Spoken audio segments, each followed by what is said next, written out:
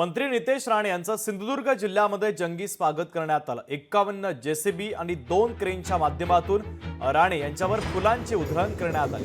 मत्स्योद्योग बंदर व्यवसायातून कोकणाचा विकास साधणार, बंदर विकास मंत्री नितेश राणे यांनी जनतेला ग्वाही दिली।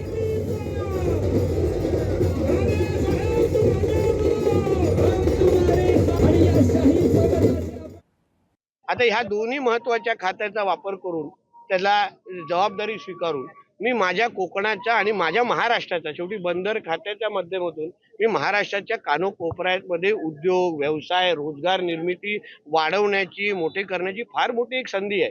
म्हणून ह्या दोन्ही खात्याचा वापर मी माझ्या जिल्हा, माझा कोकण आणि माझा महाराष्ट्र या सगळ्याचा वापर मी निश्चित पद्धतीने करीन। किनारपट्टी मला मुक्त करायची आहे, जेणेकरून कुठल्याही पद्धतीचा सुरक्षेचं आव्हान माझ्या कोकण किनारपट्टीवर किंवा माझ्या महाराष्ट्रावर येता कामा नये। म्हणून विकास आणि सुरक्षा या दोन्ही बाबतीवर मी फार बारकाईने मी काम करणार आहे आणि तुम्हाला त्याचं प्रतिबिंब माझ्या कामामध्ये दिसेल।